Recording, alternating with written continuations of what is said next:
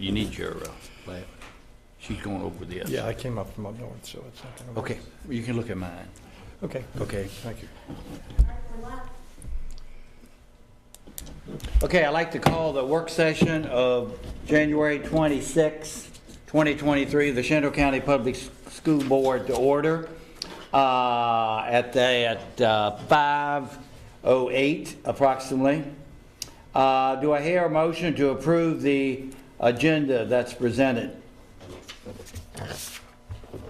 I move to approve the agenda as presented. Okay, motion made by Mr. Gutschall. Do I hear a second? Second. Second by Mr. Keller. All those in favor say aye. Aye. All those opposed? The motion carries by a 6-0 vote. Going on to 3-1. Ms. Shepherd, you are going to instruct us to help us with board docs. Yes. And we're so excited that you're doing this. Oh, my goodness, You yes. stay there, I'll. So, I handed out a sheet that will help you when I am not here to help you log in and all of those kind of things.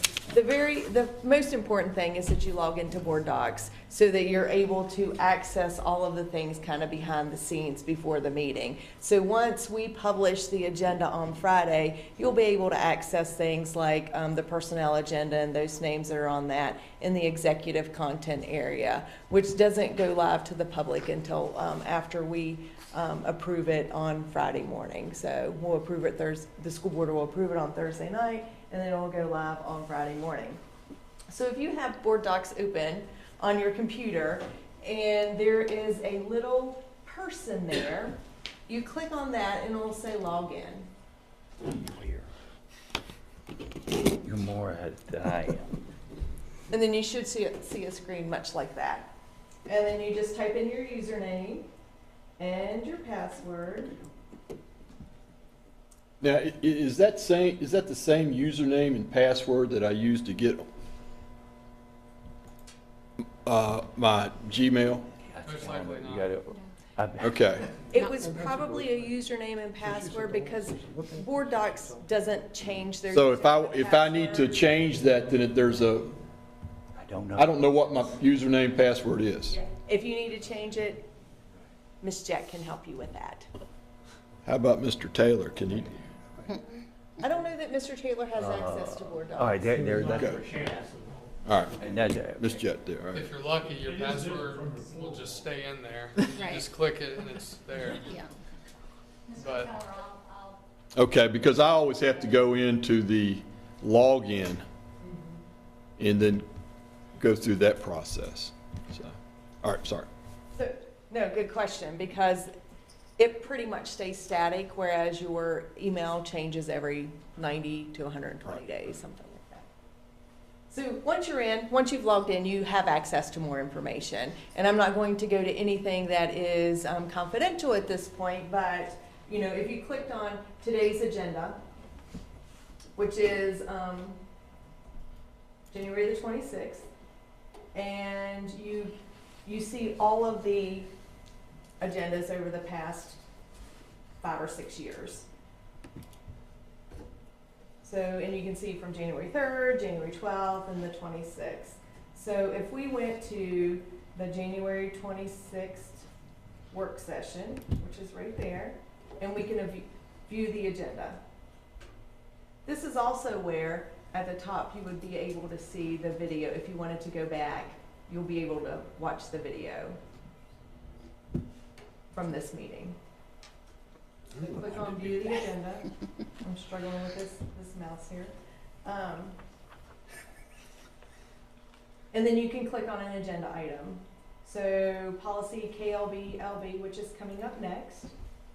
And then you can see all of the attachments. So there'll be 3 attachments to this policy. If we had like a personnel item, it would probably either be under the administrative content or the executive content, which is right below that. So you can see it up on the screen right here, right in this area. So that's important for you guys to know, so that, you know, once the agenda is released on Friday, then you have access to that before the Thursday meeting. Now, typically with a personnel list, it's updated at least once before the school board meeting on Thursday. So you may want to check it, you know, right before the meeting on Wednesday evening or whatever to see what changes there were.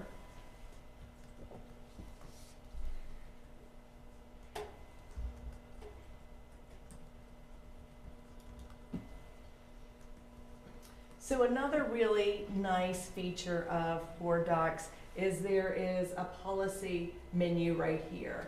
And this allows us to actually look at our policies that we have in the division. So for example, we're going to talk about KLB this evening. So I can click on section K and see all of the policies under section K. And then there's the current policy KLB. I see.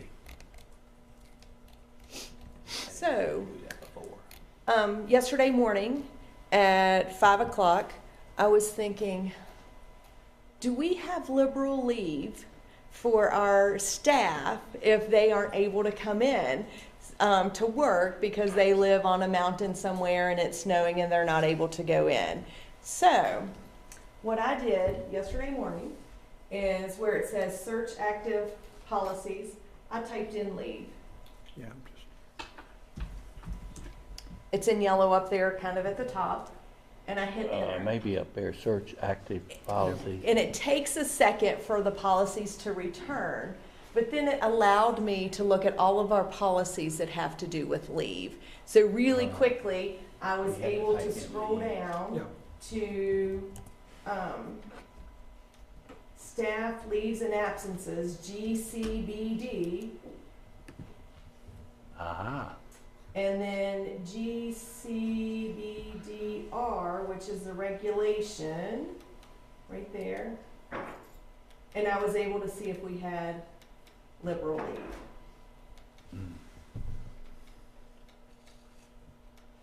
And there's our policy on staff leave. Go down from So over if you there. have any questions about any of the policies that we have in our policy manual, this is a perfect place to go. And if it has a unique keyword, the likelihood that it's going to return a lot of results is very slim. So, you know, this is a really good tool to use whenever you're looking up policies for the school division. So, so wanted to point out that as well. You do not have to be logged into Board Docs to get our policies. You do have to be logged into Board Docs in order to get anything that's in the administrative or the executive content. So,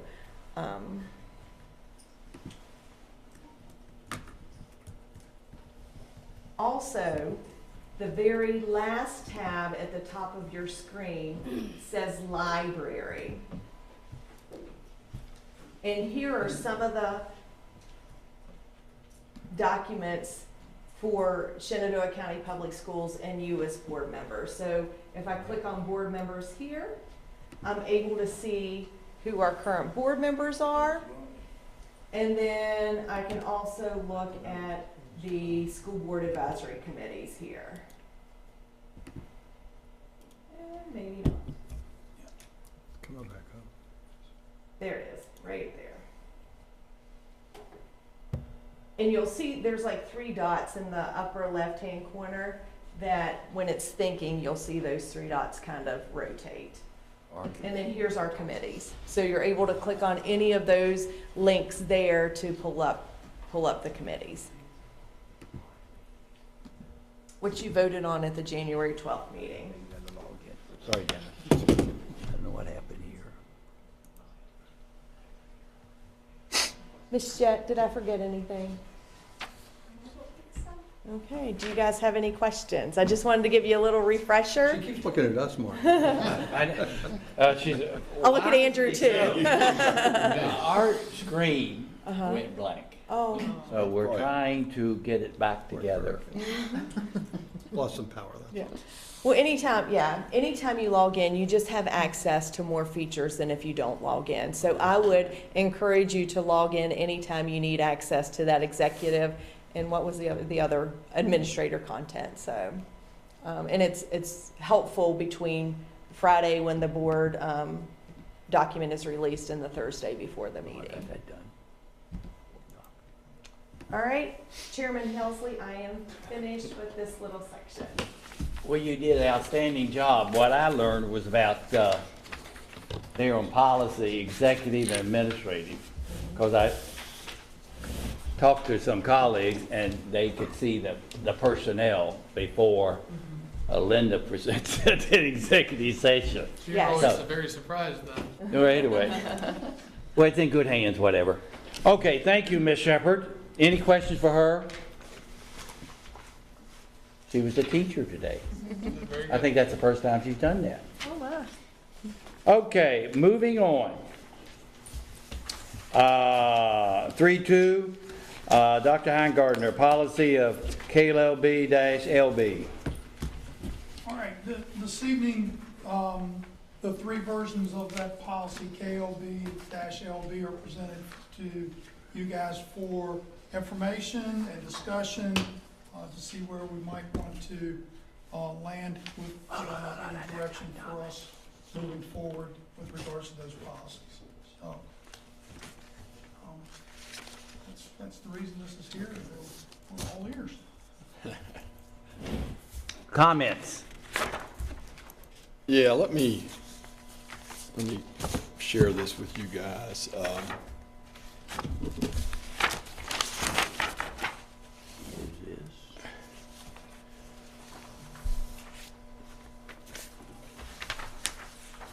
I took the three policies and the 2015 policy and tried to break them down in terms of differences in stuff. And it's what I come up with is that I think that when it's all said and done, that all the policies kind of get to the same conclusions. So this is just kind of my thinking. It's nothing that is that crucial, but I broke it down into initiating the review, procedure for filing a request for review, the makeup of the committee, timeline, and the responsibilities of the committee, outcomes, and an appeal. So here's where I am with this, is that we have three policies that we're going to be asked to vote on in February. And I would like for us to be able to, while it's not important that we all are unified in agreement with this, but I understand that that in a democracy that doesn't always happen. But what I've tried to do is I've tried to create a document that would perhaps be something that we could all kind of agree to. So if you're good with that, I'd like to hand those out to you, and we can look at them.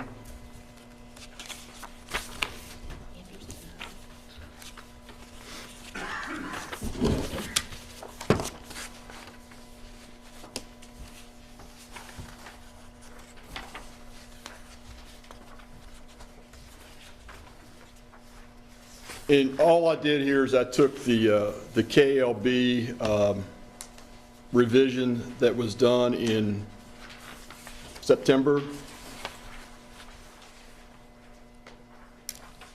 the policy that we currently have that is, I think, initially intended for instructional material, and I tried to adapt that to library books.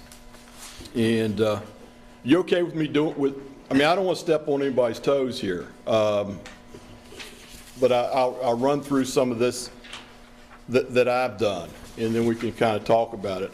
The first thing I did, because the state provided us a model policy instructional materials primarily is I tried to use some of the language that they had. And the first thing that they started off with was a purpose and a goal. So that's kind of where I started with this. In you know, again, this is me, my words. You know, I'm certain that they're not, they may not be that accurate, but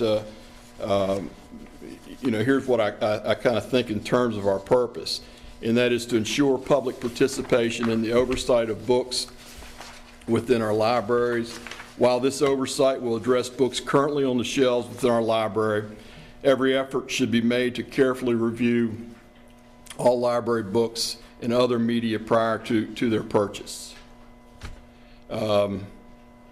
It's incumbent upon this board and its employees to follow any guidance from the Virginia Department of Education, Code of Virginia, in selecting and reviewing library books and other media, and this includes express definitions of sexually explicit content, which I think, you know, the state has provided us with that. We know what that is by definition. And the goal simply is to ensure that our libraries and media centers provide an appropriate and responsible selection of books and other media to our students. Okay? The rest of the stuff I took from the KLB. I may have the yellow highlighted there is how I broke it down. The second part, initiating the review, that's the same as KLB, except I substituted librarian for teacher. The procedure for requesting a review is the same.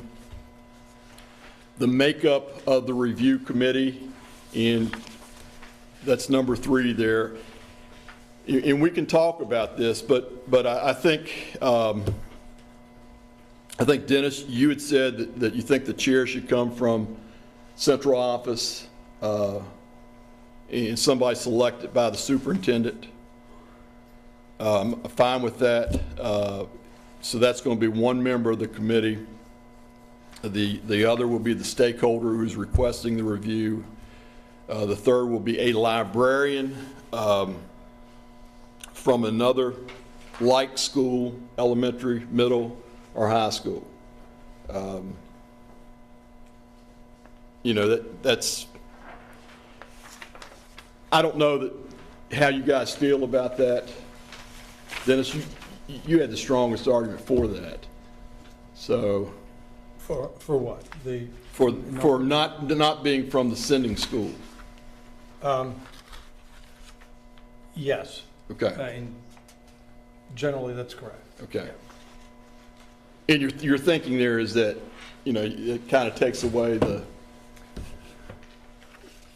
the bias from. Well, yeah, so I like this framework. It works for me. I mean, I like what we're doing here. And I guess at the moment, then, we're kind of down where we're talking about the review. Yeah. So so we can kind of agree that we're down to that point. Okay. I'm talking about that now. And so there, just to make sure everybody understands because this is quite a change from the original KLB policy. The original. The original. Yeah, it is. There weren't much. As a matter of fact, before this year, there was almost nothing. Right. We're starting from scratch about 10 months ago. So my concern is that based on even things that have occurred in recent past, as well as common sense, we don't want the policy for the entire county to be developed under the rubric of just one school and one particular incident in that school.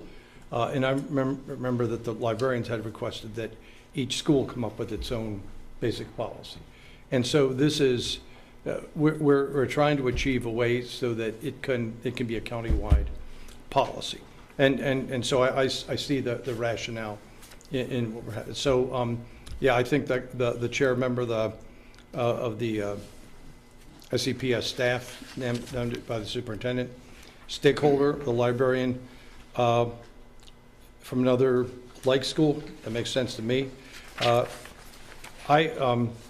We didn't have down there a school principal from another school, but I can see the logic in that. Well, So- you know, I've been thinking about that. To be honest, I think that the principal from the sending school is more accountable to their parents than, you know, if it's a book is being challenged in Strasburg, then the principal of Strasburg High School is going to be more accountable to those parents than, say, the principals at Mountain View. No, certainly Yeah. more directly Yeah, involved. yeah. In it, yeah, sure. And I don't know that, you know, if they're going to be biased one way or the other. I would hope not, but, Okay. So the number of people in this committee? It's 5. It's 5, okay. Now, actually, you had given, Right, given me right. these. Yeah, I shared that with this is some of your concerns last time, and I appreciate that. And that was mentioned in here.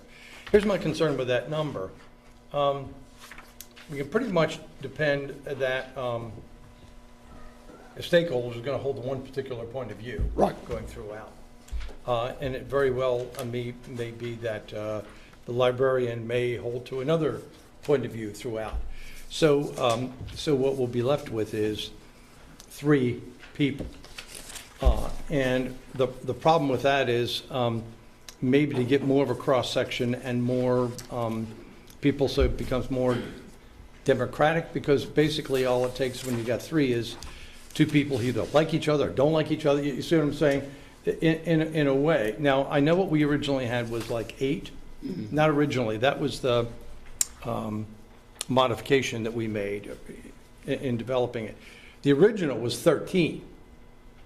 When we got this from, I think it was Gabby Ryman who had done this. The original, we had 3 committees instead of 2, and there were 13 people. So we winnowed it down to 8. Now, I understand the problem with 8 is you can have ties. The way we indicated that would be broken would be, it would, if it's a 4-4 tie, it would go to the superintendent. And I can see some wisdom in that, and I can see how we don't want to put ourselves in a position of having tie. But I'd rather see more than 5. I don't think it's going to be that hard to get a qualified cross-section group in here. One of the reasons that that we put in classroom teacher in which the materials are used is that I think the intent of a lot of this was to deal with books of a sexually explicit nature. But I think we also need to be casting out that there are other concerns people have as well. There are books being written about how to actually conduct assisted suicides. There are books on that glorify, random or planned violence that a lot of kids are reading and actually, implementing with some of the shootings and things that are going on. So there are a number of things I think that we might want to review. I mean, the stakeholders might want to review. Well, yeah, I agree, but I cannot imagine that a principal would want to approve books that had things like that. Of course they would. I mean, well, I don't know. I mean, I don't think the principal would, and I don't think most librarians would, but we do have a situation in which there are activists who are wanting those things in, and have we've seen some of the things that we don't even like read in front of this board have gotten through. And so I don't think anybody that we know and love and in the system is going to do that, but we have to have safeguards against it. And again, the thing that I want to hang my hat on, this is a review. It's not the incoming process. So the criteria by which we originally select is not here. Is not here. But we can only assume good faith on the people who are putting it in. But this is the check in case that book on how to do a suicide or that's overtly championing a rageful way of ritual killing or whatever is the kind of stuff that we would want to have our antenna up and be able to deal with. So anyway, I didn't want to get into that discussion here. Okay. I'm just saying, I think maybe I'd rather see us keep it to a slightly larger number, just so we don't have kind of a yin and yang with two people themselves as controlling this. Do you know what I'm saying? If you do have two people are going to, we pretty sure they're going to take opposite tacks. I mean, the other three, it's less of a group dynamic and more of, a pairing up. I'd rather see 7 people in that than I would 5. Okay. Let me finish here, and then Yeah, go ahead. maybe we can come back to that. No, but let me finish up with it, because, but I think your cross-section, I think the rationale that you've gotten down to this point is excellent. So I'm good so far. Okay, well, then, on the back page of that would be E, a parent of like grade level student, but not a Shenandoah County Public School employee, in consideration should be given to members of the Parent and Citizen Committee. So that would make 5. You're right, and maybe we can sort some of that out. But moving on in the timeline, same thing. I did add that the process should be concluded in a timely manner. I don't know if you want to put in there a specific time range. The responsibilities of the committee, most of those are the same. I did add that the committee should review and discuss any guidance from VDOE as to the use of sexually explicit content for library materials. And I also added that I think that we should consider the literary value of the material. I think this is important as we get challenges on some books that have historically been on our shelves and are novels of some worth, or books of some worth. I think we can say, hey, there is value in that book.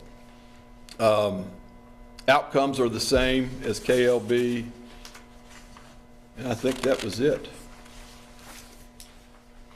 Would you find benefit in those books that that are of literary value?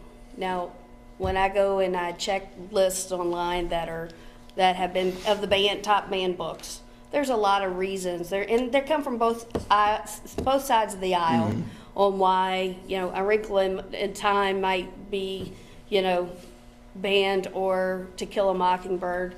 The N-word's used quite often. There's a lot of reasons. However, literary value plays into that. When it comes to sexually explicit content, such as The Bluest Eye, which is pretty graphic, I can understand, the reasonings, maybe behind some of this. But maybe we ought to, at that point, have the committee look at it and say, okay, it's in our middle schools. This book is in our middle schools. Is that appropriate for this age? Maybe it needs to only be at the high school, maybe not at the middle school. Or, I don't know if we have a shelf that says, okay, young adult. What is young adult? I mean, exactly, Yeah. what is young adult? I think all those things are considerations. Right. It's not the end all. I don't know that there. In fact, I know that no board member would support sexually explicit material in our libraries. I cannot. Let me rephrase that. This board member does not. Okay, and it's.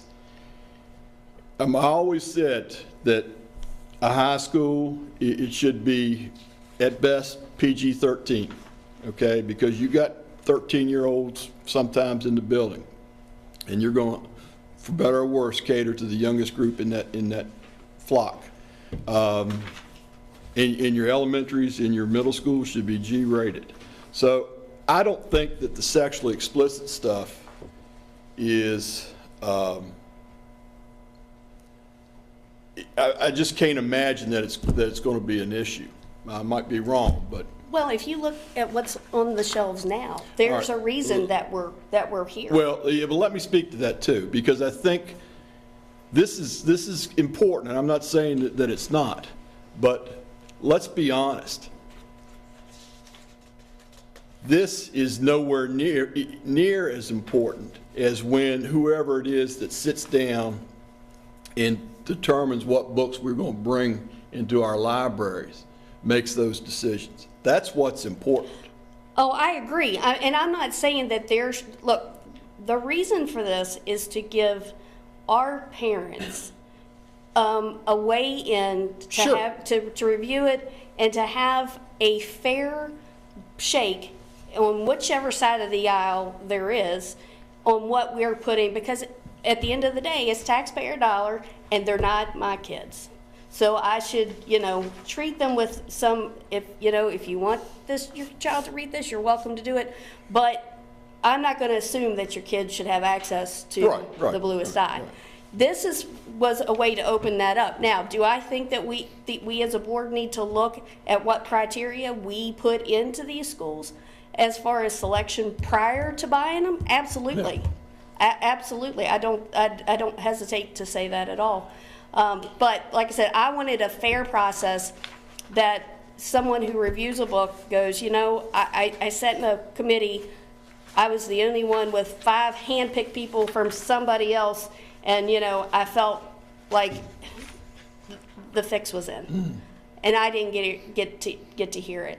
I know one of the objections to this, we had the cultural pulse of the county, and that, I think Marty had mentioned that or something. There was some talk about what that is. We're not Fairfax. We aren't Loudon. We still are fairly a conservative county who believes that kids should be protected. There's a certain time, some of these books you wouldn't have seen until you had a college shelf at 15 years ago, 20 years ago.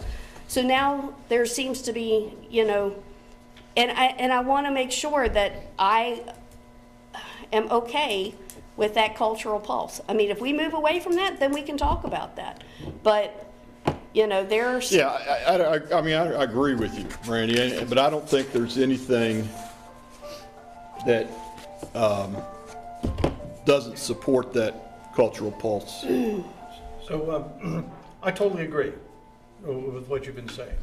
I mean, there are great works of fiction that have sexually explicit stuff in it. It's done in context. It's done in a way that if you read the Brothers Karamazov or something like that, you get it. You go, and it's important, I think, for adolescents to read it in that context.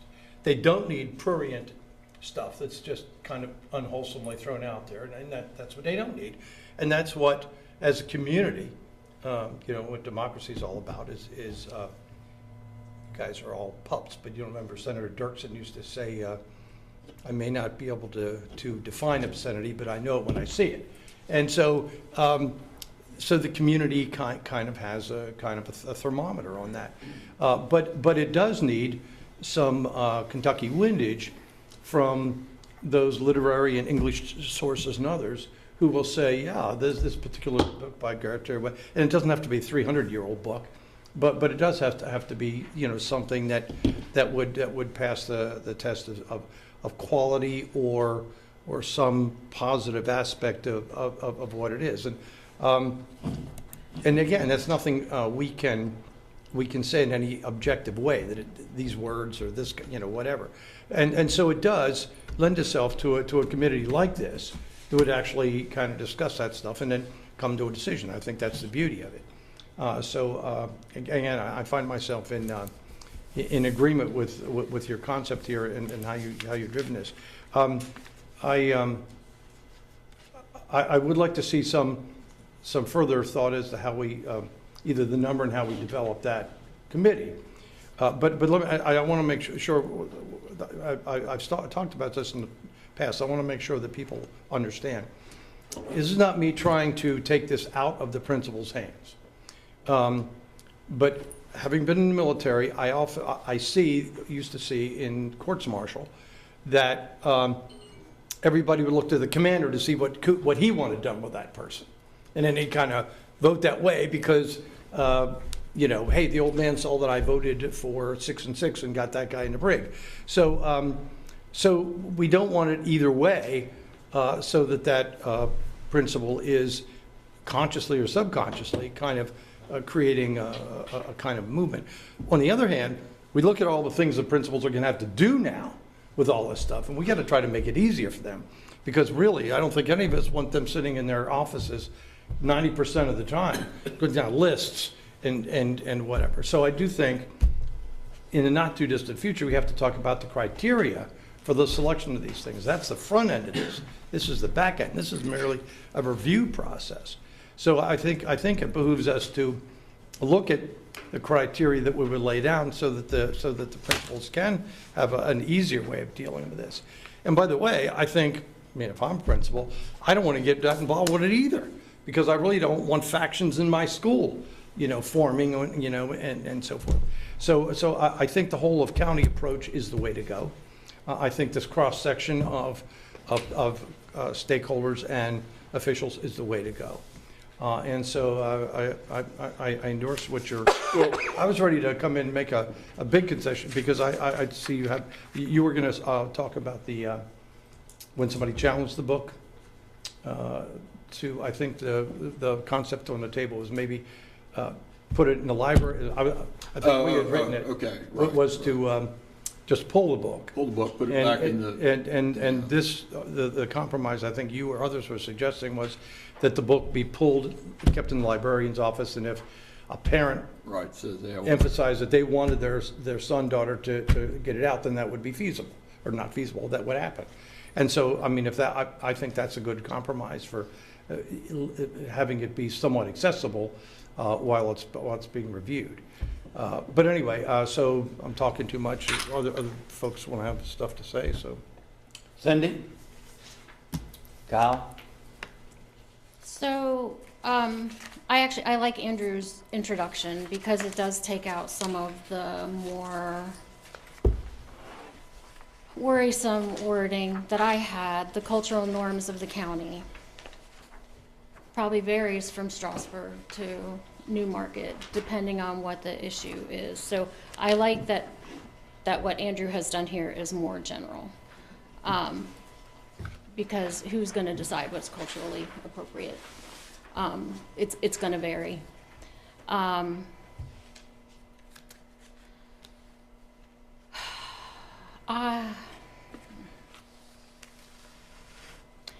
I still have a bit of an issue with a resident of Shenandoah County being able to initiate a review without parents having a way to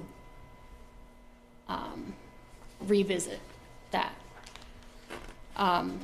Because parents, if it's a citizen who doesn't have a school-age child or is not a staff member, challenges a book is removed. No parents have asked for that book to be removed.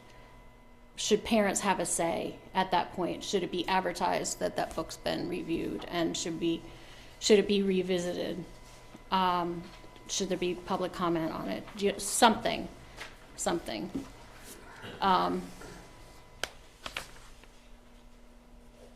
Some way for a parent to challenge a book that's been removed. I like that the committee is smaller. I thought D was unrealistic. Classroom teachers have enough to do. They don't have the time to be traveling to a different school to serve on a review committee. I'm fine with this 5-member makeup. I'm fine with the timeline.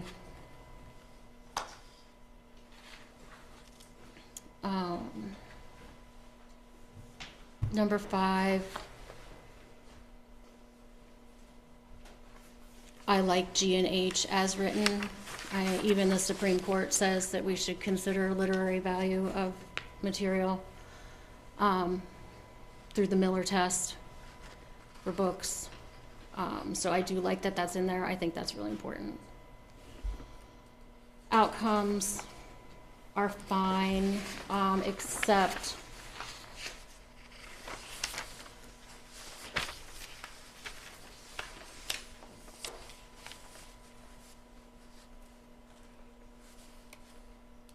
I do think it should be in the policy, something about the books remaining available behind the desk while a book is being challenged. Something to that effect. Yeah, and I didn't include that on there, and I'm not sure why, but we had talked about that during the appeal process. Material questions should be separated from accessible library materials and maybe checked out with parental permission.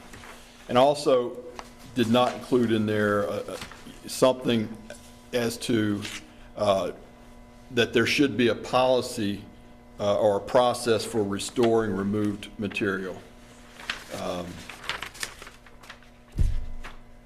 You know, the following year or following years, if that's possible. I'm not a fan of that one. I'd like to put an end to these things and move on. And then if we want to do something like that, I would have to indicate there would be a period of time. Well, okay, yeah, and keep, that street runs both ways. I mean, you know, it could be, you know, something that we would want to have on our shelves, that for some reason was, Yeah, and so if the criteria right. In the future allows that, then it comes in through the gate the way it's supposed to, and. Well, but if it's already been removed. Right, but if you're saying if something happens to indicate that that work is now germane, it's somehow valuable for a reason, and it meets the criteria that we have, then it comes through just as if it were a new book or new material. I mean, I'd hate to see everything that kind of gets reviewed suddenly has an immediate appeal process where it can Well, come in. then, but, all right, if you're saying that, though, that if a book is taken off the shelf this year, then that book can come back next year. No. All right. If it's gone, it's gone, but if indeed, rather than a review, if the selection process is such that is reselected, that's okay. Through the with me. selection process. Okay, Yeah, all right. through the initial, All right. and that's why I think it's incumbent on us to make sure going forward that we actually see a criteria list or whatever. Again, not just to make us happy, but to make it easier to judge these things and to alleviate the problems that we're loading on our administrators, to be able to have to come up with that approved list, which is going to be a bear. As far as, Cindy, when I came to the meetings before I was a member here, there was a lot of talk about how stakeholders have a responsibility and a right to participate. Taxpayers, grandparents, and people who see something and want to say something. So, I mean, this is only a review process. It can lose, and in losing, it's going to lose some real steam. But that's exactly the role of the review committee, is to give us a cross section of people that can look at it. So my belief is a stakeholder in the system has skin in the game too. And but My point is, if we want I to keep that in, then can there be an appeal process? there is an appeal The parents process. can appeal. There is an appeal process through the, I don't know if that's still in, but the concept was, did you leave that in other words, when, okay, the committee votes Yeah. 4-3. I would And- think and- that the parent, if a parent says, hey, you know, I think that this needs to be reviewed, I think that's part of the appeal process. Yeah. And it can go to the school board. And so it, The appeal process is not outlined in the library policy version, though. It's outlined in the learning materials, right? yeah. Well, it was, I think it was it's the in same. 3. Was it? Okay. I can't read fast enough. Yeah. Hey, here's the thing, is that I'm giving you this. Dennis, you said that you'd like to have another member on that committee. Well, I just think it should be, I think 5, given the roles of the 5, it could be too easily skewed by one person or by, whereas 7 would probably give us a So better sense where of were these democracy. other 2 members coming? Well, that's a good question. I mean, The parent citizen committee that Mrs. Shepherd has would be an ideal place to pull those. I mean, her committee comes from all walks of life, all ends of the county, which was who actually I was hoping that would review the books anyway. But, you know, you could definitely pull from those folks that are already given of their time and say, hey, when we meet again next month, we've got a review on this. I need your thoughts. That gives them enough time to review it. The other suggestion I would have is that the stakeholder, whoever it is, if he's from District 6 or District 5, he could ask you or I to attend those meetings. The same with everybody else. That would put board members in with how things are done, and you know, even just listening to those to that. No interest. I know. Yeah.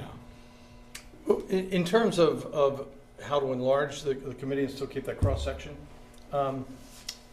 you did line out here, I think the subject matter expert group and the teacher group. Right. We could grab one of each of those. Well, yeah. Or PTO, somebody from the parent-teacher, you know, a parent-teacher organization. Sure. So one of those 3, and so here's, when I say subject matter experts, one of the things I was concerned about that, so it would, if it were something that how to make a bomb, and there was somebody in, you know, in a science field that might be somebody sitting on this or something, or whether it's a political science thing or whether it's a sociology Yeah, thing. but that could be tough to get. No, I know, but it could. Yeah. But I will take exception with something that Cindy said, which is when I was a teacher, I'd like to be asked to serve on these things. I mean, it was nice for me to go to the head shed and be able to say, I'm a teacher, here's how I feel about some things, and be included. So I think teachers from a professional point of view kind of enjoy being part of something that's got a little juice to it like this. Dennis, can I say something? Sure. You've said that before. Yeah. But things have changed since you were in the classroom, and teachers have so much more on their plates than they did. I mean, when was the last time you were in a K-12 classroom? Because these teachers are overburdened right now. They don't need additional travel time to another school to participate in a committee. And it's not even that they're volunteering for this, they're put on a roster and they go when their name's called. They could volunteer That's for the too much. roster. They could That's too volunteer for much. the roster. I happen not to believe that. I mean, I know they're not overworked. I know they're worked hard. Yeah. And good teachers always work hard. And that was the case even when I taught. And So good teachers so still that work happens. hard. And I think giving them a chance, and if nobody would sign up for it and they don't want to do it, that would be quite interesting to me. I don't think that would happen. I think we get people who would actually find it part of their professional duty and mean to be able to do that. But anyway, so whether it's a teacher, whether it's somebody has, and again, if it were a novel, somebody from the English department, okay? If it's something that has to do with something that's, you know, like the suicide or whatever, it could be some and I Right, bet a nickel it could be people somebody from the from- community, in the medical community, whatever, would be, feel honored to participate. Well, how about this? So we could move on.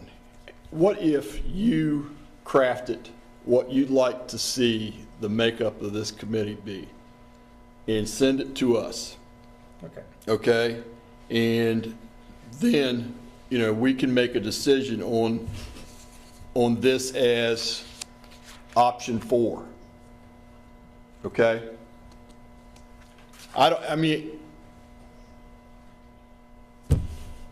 And I think there were some things that I wanted to add as well in terms of the appeal process, and what was the other one that I kept, that y'all said?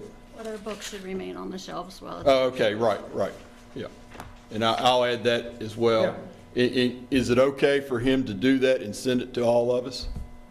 So I think you have it in the note here about whether a book should remain on the shelf or not. Oh, I do? Maybe. It puts it in your hands. Right, yeah. It puts it in my hands. Okay. Yeah, well, yeah, that, okay. Yeah, that's what he wrote. That's right. But the change would be that the book is pulled from the circulating shelf, goes to the librarian's room, and then it can be signed by a student if a parent gives their specific permission to take that book out. So the note says, removal from circulation of learning, on this particular document in front of us, removal from circulation of learning materials before a final decision is reached will only be accomplished if the superintendent makes a determination that the material is so patently offensive or volatile that for the sake of public safety and decorum, it should be restricted temporarily. So it would be under my purview if it stayed or if it And I'm fine with that. left. And restricted temporarily could Yes. mean it's behind a desk, behind the librarian's For shelf. parent permission to Yeah, check out. yeah. Okay. Yeah. So I think you did include that piece in Okay. here. Okay. Yeah. Kyle, you got any comments? Appreciate you putting that together. It seems like it's pretty good. I got a lot of spare time. Seems like a good framework, and I think we can, I mean, I can understand both sides of the 5 or the 7.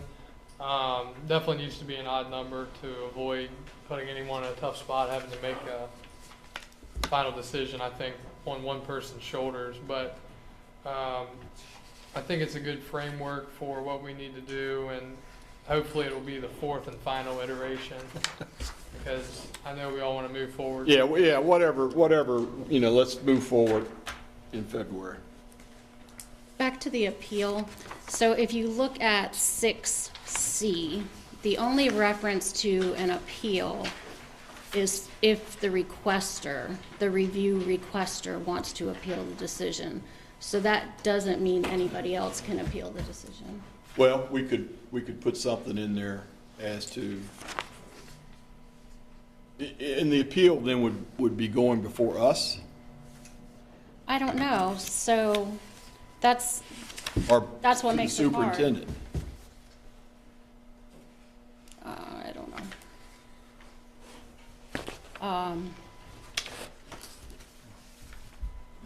Is to continue the use of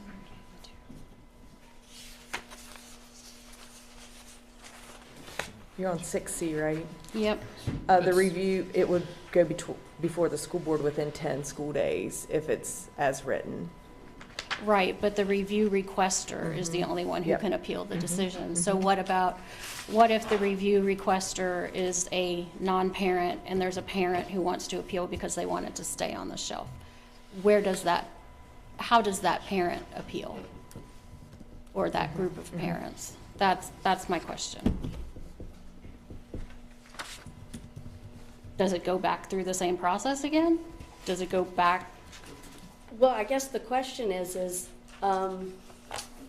if we are going to say all stakeholders have the same weight, or if they don't. I mean, you're thinking that parents have a more weighted process or a more weighted decision in this than than people who aren't participating in the system, correct?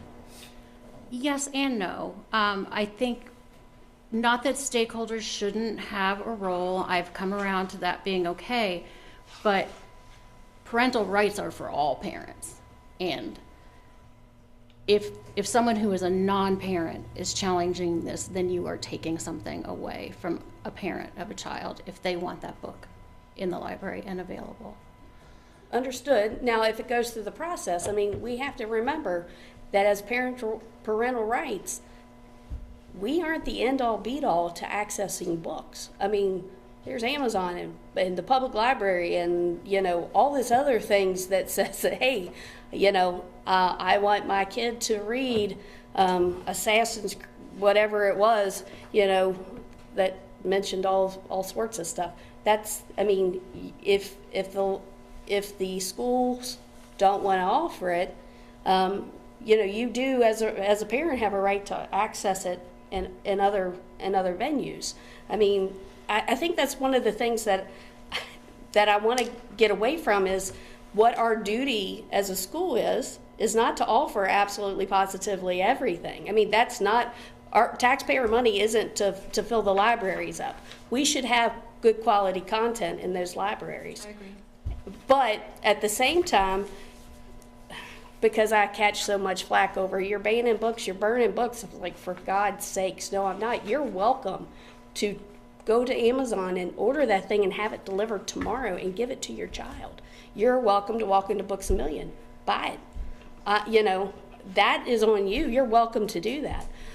If it's a rigorous process that meets, then I'm okay with saying, I'm sorry, we went through the appeal, we went through the process, and we don't feel that it's appropriate to be here.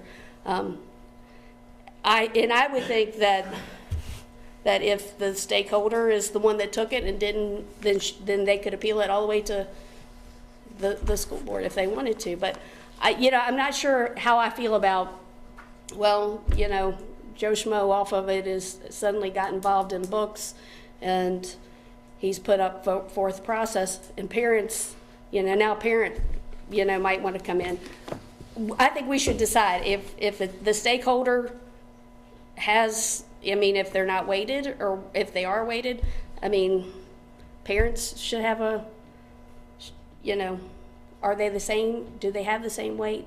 I don't want this book to be in constant review, is what I'm saying. So, at what point does that go, well, Joe Schmo got it, and, now parent, whatever is going to review it. Well, does that stop there? I don't want this constant cycle to be going, well, we're going to review it again, because it's, not the outcome that we expected. Let me add something to that. The policy that we've had in place for decade did not have that provision. Right. It only spoke to the complainant being able to make the appeal. But what I think needs to be included in this is again, I go back, is some way after a certain set of time that book could be reconsidered, okay? And then it goes through, and if a parent then wants to reconsider, then they go through the entire process again. I think it's easier than that. I think if the book is deselected and it's off the shelf, and somebody in the process next year wants it back in, they run it through the front door. They run it through the process by which other books are and if but we don't have a process for that. We need to. Yeah, all right, that's another day, right? I know, that's what I'm saying. It would have been better to have done Yeah. the front before we did the back door, but we were stuck with what we were stuck with. So we do this, now we go take care of the other one. But I think it should stand on its own in the process, just like every other new book or material that's considered. That's the process. That wouldn't be an appeal process, it would be a consideration process. Here's a question for you though. What if it's a book that you want, you as a board member, you Dennis, want in the library, and it's removed? What if it's the Bible and it gets challenged and it gets removed? There's no process for anybody to say, no, that needs to stay there. That's a very important work. Well, that's the whole reason for the committee that we don't have now. That's its job. Right, So if we have a group of 7 people, people from the cross section that decides that the Bible meets or doesn't meet the criteria, and they vote that way, yeah, we'd be stuck with that, and until the next year. holy hell would break loose too, because I have more confidence in common sense in people and concept of not only the Bible is something that's germane to the culture, but it's also great literature and poetry. And so I have every confidence. I'm not saying that I would, but I'm just. No, what I'm if saying, it's something I have like confidence in the system. I mean, we have nothing now. We have nothing now. I mean, we had that case study from that lady that with 2 daughters who was basically called a bully because she actually came forward and said we want to have a process where somebody could come in an orderly way and have 7 reasonable people from various walks of life within an educational area. I do, by the way, though, the point about the parent being kind of the first among the stakeholders, I totally agree with. I mean, it would be hard for me to look at either that lady or Josh Stevens with his 2nd grade daughter or whatever, for me to say I have more skin in the game than they do because something that's targeted or aimed toward that person, it seems to me to have much more emotional and real appeal to me than the fact that I'm sitting up here saying, oh, that bothers me. So I understand what you're saying. And so, I mean, I think that's another reason why parents should have a healthy role on this committee. Well, I think, sidebar here, that we need to probably consider the process by which we select books, okay?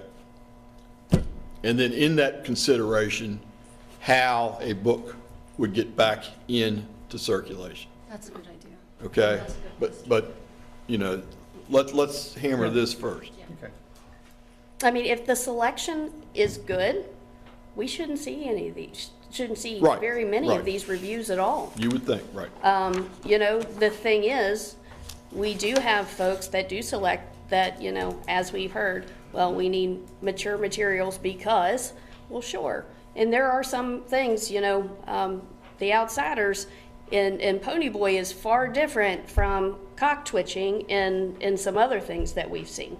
So, you know, I am okay. And if you want parents, you know, I don't even really have a problem with that. You know, I do understand the stakeholders, things of that nature, but I'm okay with the process. I'm not, there shouldn't be any of, you know, jockeying the system to get what I want. I want a fair process for whoever brings it up. And if it means that I lose on it, then okay. If the Bible loses out, well then that sets a criteria and sets a precedence for everything else we're going to review afterwards, because it should all meet the same rigor. If you're talking, you know, about some of those passages and mature content, it's going to we should have what those things mean. So you know, I'm hoping that some of this stuff, like I said, is if we do need to look at the selection process, and I know that won't necessarily make some folks happy that there's some oversight, but I think it needs to be done, and I think that, you know. Well, I think it's protection for them too. Well, it is, but there are advocates that it's a zero-sum game, and, you know, we have to protect that. What if Dennis and I talk this week prior to the meeting, and then we come up with the committee membership, and I think the appeal stuff that we were looking at. Submit it to Dave as 4th option. Well, let me ask you this. Can we take anything off the table at this point? I mean, can we take versions 1 and 2? I mean, this is getting a little confusing. My eyes are starting to cross, trying to figure out where the differences are. And, I mean, is it safe to say we can take anything off the table at this point? Or do we have considerations for 1 and 2? I don't know, and I would hate to make that determination. So, I mean, Well, go ahead. I haven't said much on this topic, but I have thought about it, and I met with a librarian in the early process, and she expressed her views and whatever. I thought the old policy worked well. And we got an email from the librarian in the northern campus. They had 2 books that was appealed. One was taken off, one was put back. And I think everything was fine. And now this is blowing up, which is a national movement. I understand that.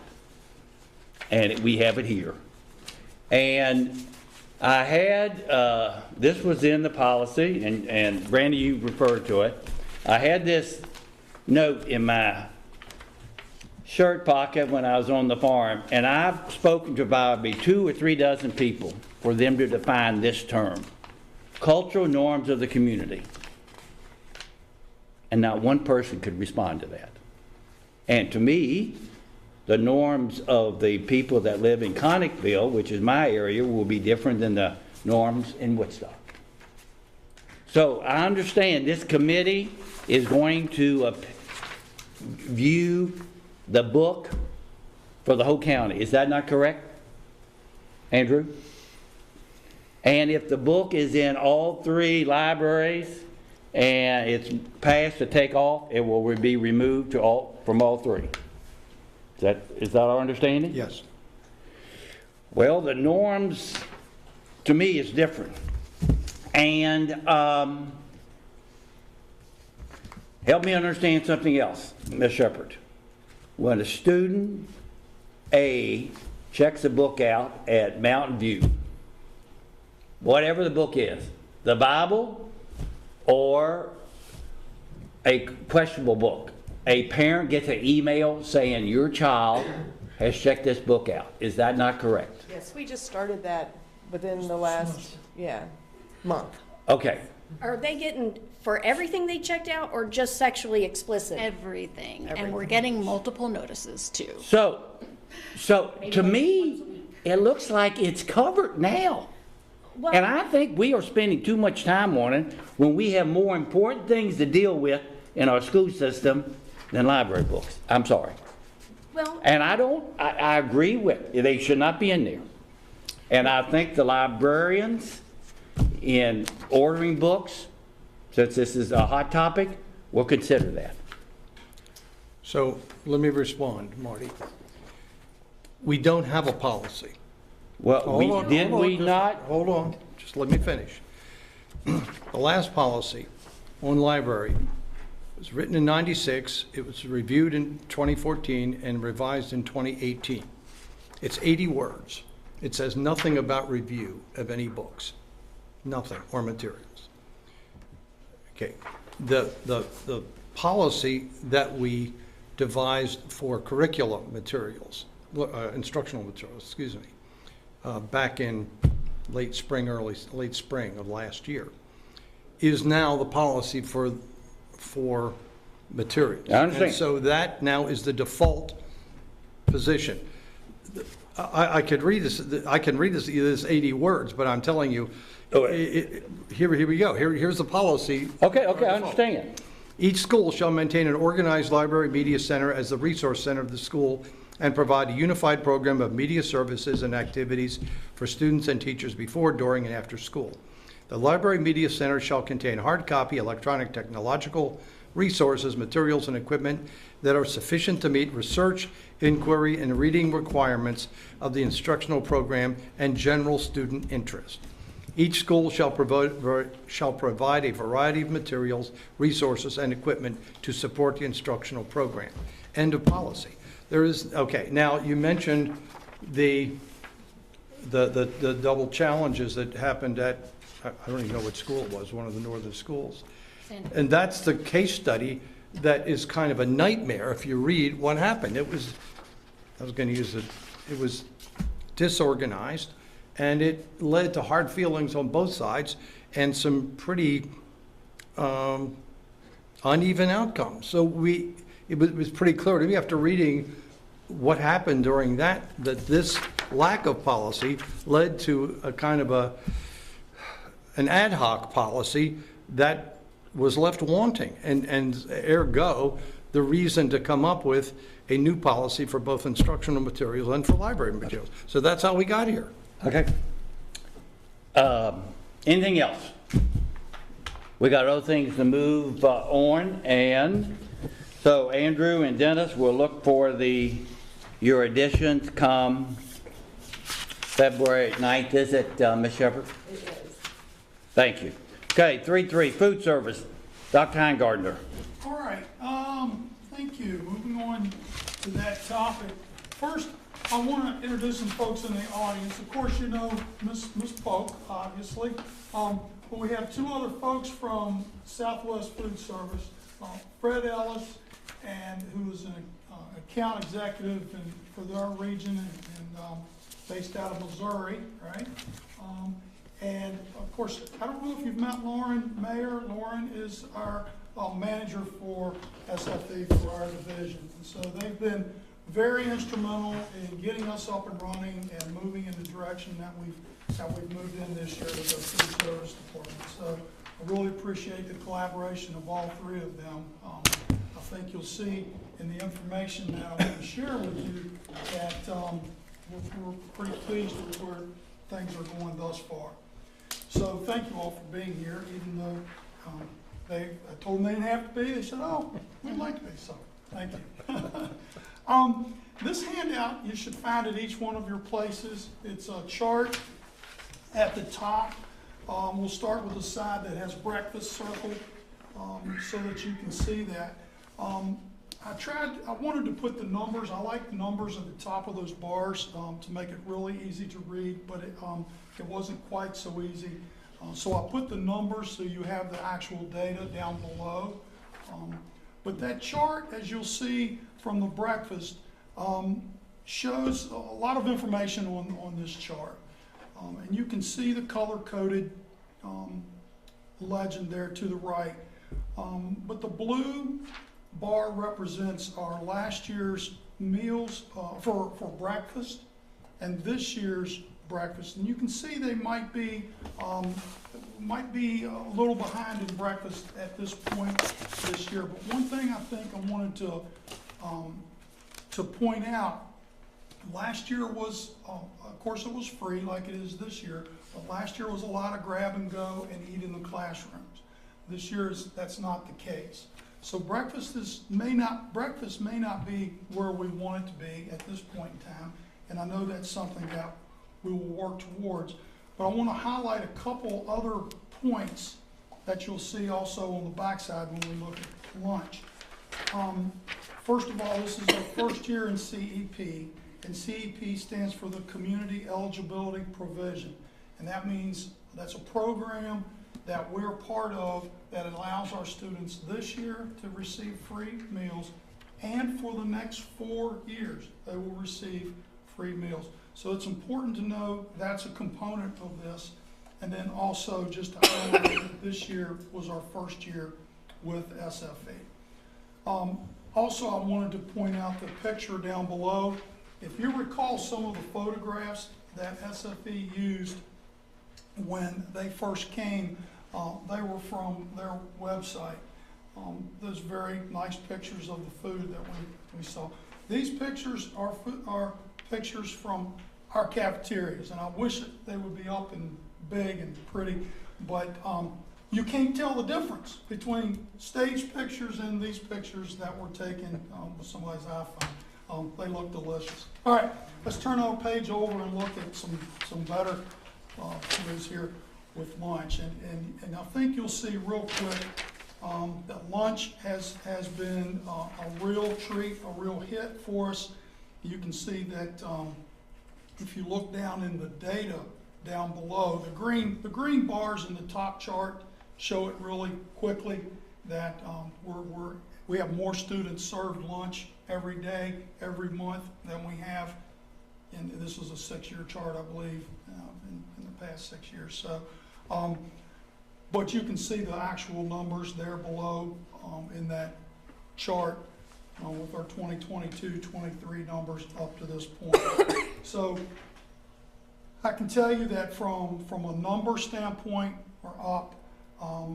From conversation with parents have been very positive, given very positive remarks. Many saying thank you, I don't have to pack lunch anymore. But there's also from students, and we've polled students, they've done some taste testing with students, and we've gotten a very good response from students. They're very appreciative of of the selection and having multiple choices during lunch. So I will tell you that I know that you heard, I'm sure, in the first month, 6 or 7 weeks, onboarding new staff, that's a hurdle. And we knew that was going to be a hurdle going in. But I appreciate the work that SFE did with bringing additional staff in to help, not just to help serve, but to help train. And now, just speaking today with them, they've heard many of our staff now saying they're very happy, and they're very glad that they stuck with it through some hard time of learning, you know. And we all experience that from time to time in everything we do. But anytime you start something new, it's hard at first, and then it's gotten easier. So we're very happy with where we are right now with SFE, and I think in the coming months you'll see some information in board agendas to renew our contract with them. So but we wanted to give you this information now just so that you have it to think about and know about, and maybe it'll spur some questions, and that's fine. Thank you, Dr. Tongani. Questions? I have a couple comments. I'm one of those parents that's very happy. My 7th grader gets lunch at school almost every day, so thank you very much. Because she's a picky eater, and she finds options that she likes, so I really appreciate that. Just having options is a great thing. And then the other thing, and I might have mentioned it to Melody, or it might have been my conversation with my 7th grader, but I think one thing that might actually be affecting the breakfast numbers besides the grab and go is the double bus runs. You know, there's a bunch of kids who are getting there too late. So, Absolutely right. so that may be affecting the numbers. I still think the numbers are amazing, but that could be one thing. Yeah, I think you're right. That was it. Now, I've heard only, good things, going into this decision last year. It was coming up in regular conversation from our constituents all the time.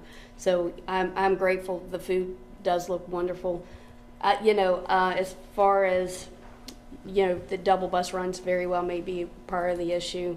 And I don't know if it plays into it at the high school. I know at Strasburg, when you pull up in there in the mornings, there are kids standing outside, waiting to get inside, which I'm not exactly sure I understand the processes there. If they can come in and go ahead and eat, if that's a thing, if there's any way that we can help eliminate that. I mean, or at the elementary school level, is there enough coverage in the cafeteria to make sure that those kids are circling through and have enough time to go get something? Because it's such a big part.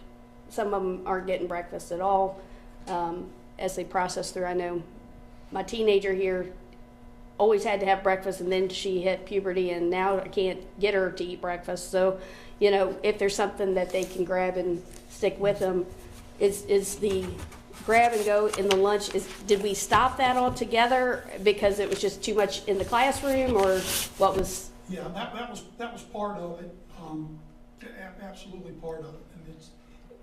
And this is a perfect example of systems, you tweak one thing and it changes something else over here. Oh, yeah. So, having just more work with custodians, all of that, trying to manage the cleanup and all that. That was a big part of it, eating in the classroom. Right. So now trying to, we eat in the cafeteria. Not that it doesn't happen occasionally for certain events or something, but yeah. Is there anything we can do to tweak that front end to where they can go in and, to help with that time? I mean, I'm not sure. I mean, at the high school, like? Well, at the high school, yeah, you could definitely, let kids inside the door, because, we have staff walking right past them to get in, and they're standing outside. But, I mean, if this is happening at the elementary school level, that's a big deal, how we get those kids through. Because, yeah, the numbers seem to be, good, and then they drop off, 150 or more. So, I'm just curious what we can do to solve that. And those are things we can talk with administrators about on it, what we might be able to do to help with that. the reality of it is the size of those schools, it's a major challenge, elementary. Oh, schools. I no And doubt in my that's, mind, you know, yeah. getting 1,000 kids through the lunch line, you know, and the time it takes to get to school, get to class, it's a challenge. But we can always look at those things. I know at the high school, to the point you're making, it's about making sure there's ample supervision inside the school at contract time. So there's a lot of moving parts with that, but we'll definitely look at it. Because anything we can do to get kids eating these healthy meals, we want to try and do. Yeah, I mean, you know, looking at the processes from, say, 500 feet and then at 50 feet and looking at seeing where we can flip those, take them, pull some of those folks in and have conversations. Where can we change this? Where can we gain 3 minutes here or 5 minutes here? That all adds up in the, if it's, as we're circulating one group out, the other one's already inside the door. We're not cleaning up before we get another one, whatever it is that we need to do. But this is fantastic. I mean, I'm very pleased with the numbers. And the staff we have a solid staff. They don't need any help to wash dishes. Were you volunteering? I could go again. That was experience and a half. They don't want And I don't see those, and hopefully we will look at the pay for cafeteria workers in our budget. You're going to hear that in a few minutes. It was a good line in. Anything else for Dr. Heingardner and the lunch? If hearing nothing, we'll go to 3-4, the presentation on the budget process. Ms. Shepherd is up again. Yep, so I just want to reiterate something that Dr. Heingardner said, and I know he said it twice, but lunches will be free, breakfast and lunches will be free for 4 additional years after this year. So that's part of the CEP program that we're in, and I don't know that we've said it enough, so we're going to say it a couple more times, maybe even today. So, but we're very grateful for our food service staff.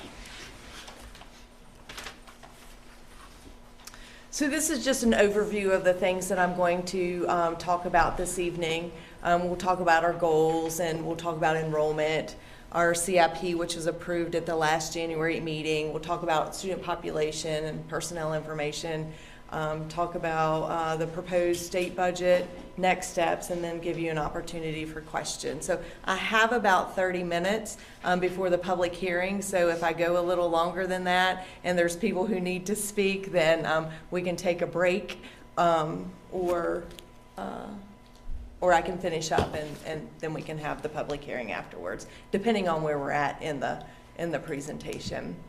So we want to relay everything back to our division goals, which we tweaked a little last fall.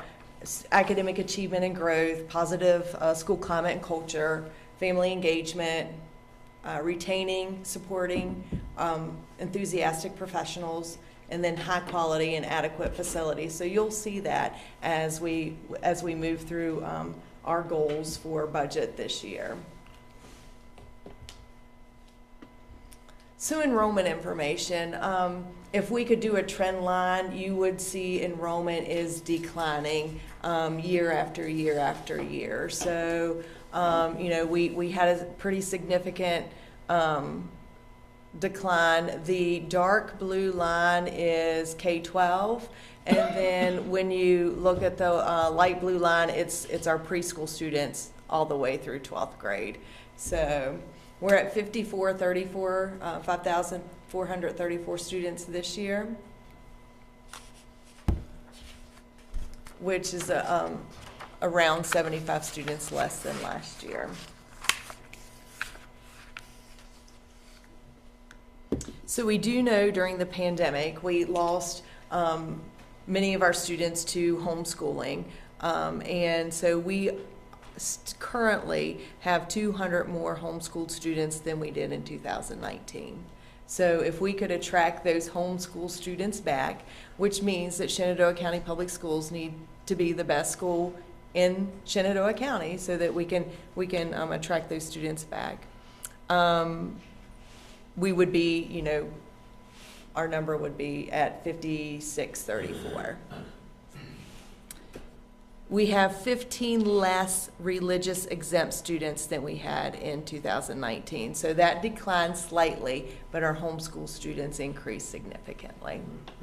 We also took on more preschool, correct? Yes, so, and I don't have that number here, but you could subtract the dark blue from the light blue and it'll give you that number. No, So, I mean, yes. we started out with K4, and now we're down to 2-year-olds, correct? Yes, and that's, that's pretty much our students with, our preschool students with disabilities is who we serve at age 2. So we do a child find, and child find is that they need, they're students that need services, and we provide those services for those 2 and 3-year-olds, so that when they enter school, they're at a greater advantage than they would have been had they not seen school at age, at age 2 and age 3. So, and, Jennifer could probably talk a little more to that, but they're not in school for an entire day. It's part of a day. And that's not new. And The that's 2 not and new, 3-year-olds is not new. We picked that up when? We've always Always, picked up yeah. 2-year-olds. Okay. We've always had to serve our community in that regard. All right. I was under the impression we had picked those up. I remember when we picked up 3-year-olds. I didn't realize how much of that population was 2-year-olds. And because I know the state is pushing towards birth to whenever, to infinity. But, so I was just curious if those K preschool numbers have risen, which gives lend to some of this. So if you look at this year, we have 199 preschool students, and last year was 168. So a few more. So this is a busy slide, but it will show you each school and where their enrollment is, the enrollment trend over the last 10 years. So you'll look at Honey Run Elementary School. They're up slightly this year than we were last year. Sandy Hook's down slightly.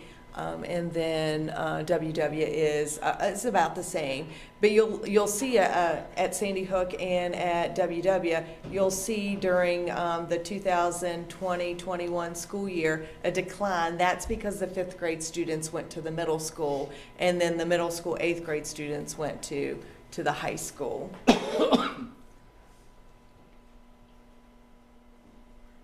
North Fork Middle School, so there are 350 students at North Fork Middle School. We anticipate, this is grade 5 through 7, we anticipate the 6 through 8 will be 350 students because it's the same students that'll be there this year that will be there next year as well, since we're doing a grade reconfiguration down at the southern campus. Peter Muhlenberg, we're down slightly. I'm going to go over birth rate here in a little bit, so you'll see some reasons for that as well.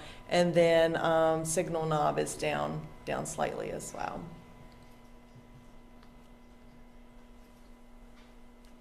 You'll see the 2021 school year at Central High School and at Strasburg High School has a significant increase. That's because, again, our 8th graders went to the high school, whereas Mountain View were already serving 8th grade students. So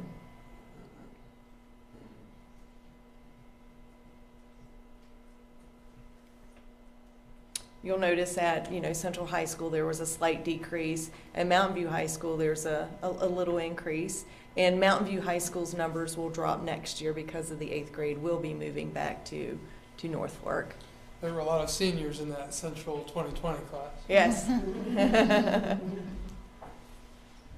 And then here's our birth rate. So if you look, and what I did this year for this graph is I included, so here you will see that there were 485, in 2010, you'll see there were 485 children born in, that related to Shenandoah County. It didn't matter if they were born in Shenandoah County or Winchester or wherever. They were attributed to Shenandoah County. And of those 485, 410 entered kindergarten 5 years later.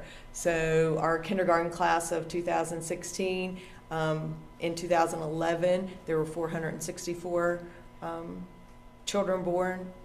attributed to Shenandoah County and 417 entered. If you look at 2017, our class of 2020, our kindergarten class of 2022, you'll notice that there were 450 children attributed to Shenandoah County and 346 entered our kindergarten class.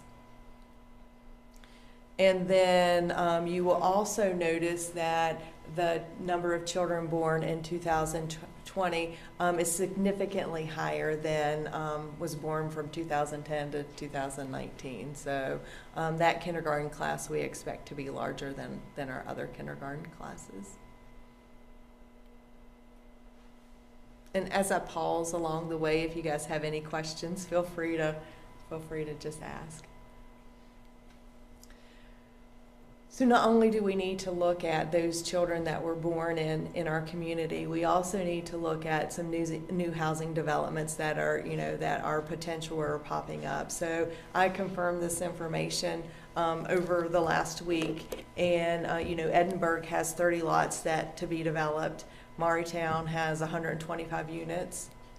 Strasburg, there are 3 housing developments there. We have the Summit Crossing, which has a potential of 256 homes, some townhomes and some single-family homes. The Village at Cedar Creek, 32, and then also Skyline Ridge, 32 homes. And townhomes tend to bring more children than single-family homes. And I do have a number of school-age children that would bring, but you have to know that, in just say the Summit Crossing, the 112 townhomes, if there was 1 child per home, it doesn't mean that all of those kids are going to go to Sandy Hook Elementary School. It means that they're going to be spread throughout, and not all of them are going to be at, a 4th grade student. So, it may increase a class size at that we would need an additional teacher at one level or not. So, it just depends on, the people who move into those spaces. And then at Woodstock, we have quite a few housing developments that are they're on the books.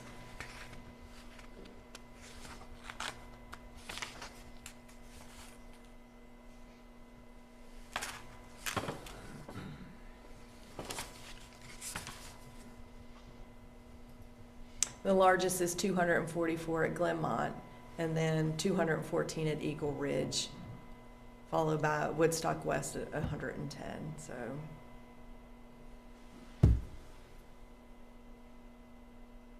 So capital improvement plan, Dr. Heingartner. Yes, sir. So nothing in Newmarket or Mount Jackson? So nothing in Newmarket or Mount Jackson. Wow.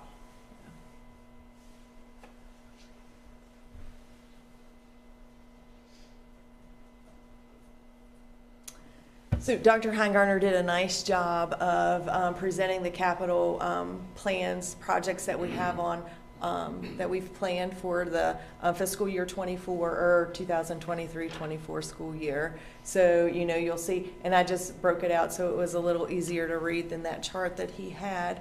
But, we have security and safety, we have heating, ventilation, air conditioning. And many, if you look at the heating, ventilation, and air conditioning, HVAC, you'll see that many of the systems are beyond their life. And if you'll look at the very bottom, like the last row in the last column, the units are between 22 and 40 years old. So talking about past their useful life, we've really extended them well beyond their useful life. And that's, that means that we have a great maintenance crew that keeps up with the equipment and does the preventative maintenance and fixes them and finds parts for them whenever they're broke. So, we have to, give them a pat on the back, because if we didn't have a good crew, then we wouldn't be able to keep our equipment running past its useful life. So the other projects, we have stage lighting at Mountain View. We have some gates that need to be replaced, which pose, this could have well went under safety and security of students, because these gates are hard to use, and they could hurt somebody if they're trying to open it and can't get it open, or closing it and so on and so forth. Upgrade restrooms at the elementary schools. This is a continuation of a project that we started a few years ago. And then repair some gutter at Strasburg High School near door 4. So the total CIP for maintenance is a little under $1 million. But remember that there's a couple of other things that are included in our CIP. Transportation. So we have 52 buses that will need to be replaced over the next 5 years. So we're on a cycle of replacing 8 to 10 buses a year. Replace high mileage vehicles, replace maintenance bucket truck, which is beyond its useful life and in constant need of repair, and maybe even be unrepairable at this point. Hydraulic press is a lift, and then replace 4 activity buses per year. This allows some of our smaller teams in our FFA organizations and FCCLA to go on trips without having to have a bus driver. So there's some flexibility there. And then the last thing was the late add to the CIP, which was the Edgelog. So that's, a little over about 1.6 million. And then athletics. So, we can't forget our athletic facilities.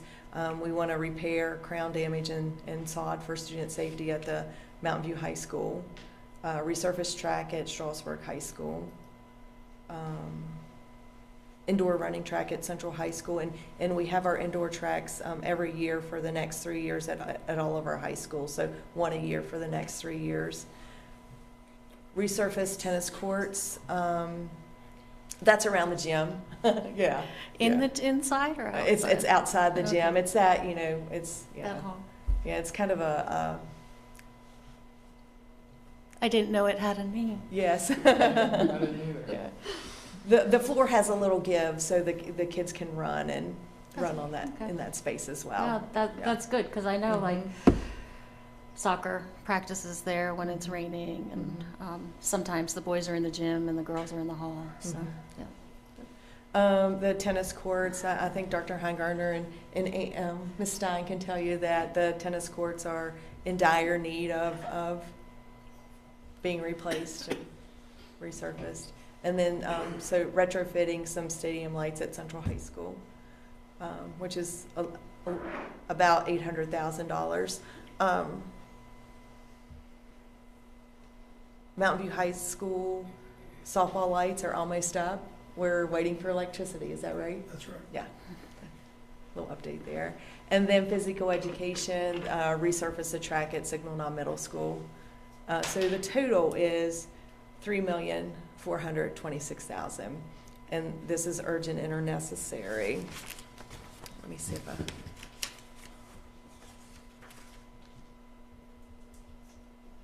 And here it is, just, if you wanted to print this page to see it just all in one, one page, here it is, for that. So, and it gives you the total and all the projects that, that our maintenance department will be, mainly our maintenance department will be facilitating for next year if the funds are available. Well, and that amount is what industry standards say we should be spending a year for CIP for maintenance of what we currently have, the footprint we have, the facilities we have, so. that's fine. So this is one of the charts that was in the CIP manual that Dr. Heingartner and Ms. Stein put together. But if you'll look at fiscal year, which is this current year right now, fiscal year 23, the county pays $3.15 million in debt service for the school division. And I wrote a note, I think that is the high schools are dropping off the debt service. So the renovations to the high schools, additions and renovations are paid off.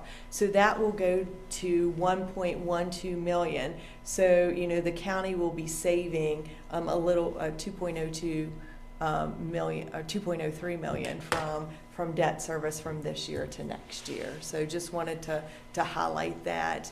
And then And then, we'll pay the same, or the county will pay the same for fiscal year '25, but then in '26, it drops off a little bit as well. And then by fiscal year '28, it drops, it's, our debt service that the county is paying will be paid in its entirety. Questions so far?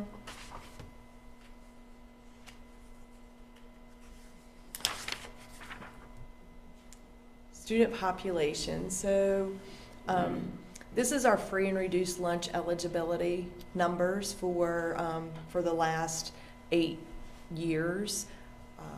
And you'll notice we're kind of all over the place. We're 2,600 to, up to 2,900. I'm not sure of why the spike was in 2020, 2021.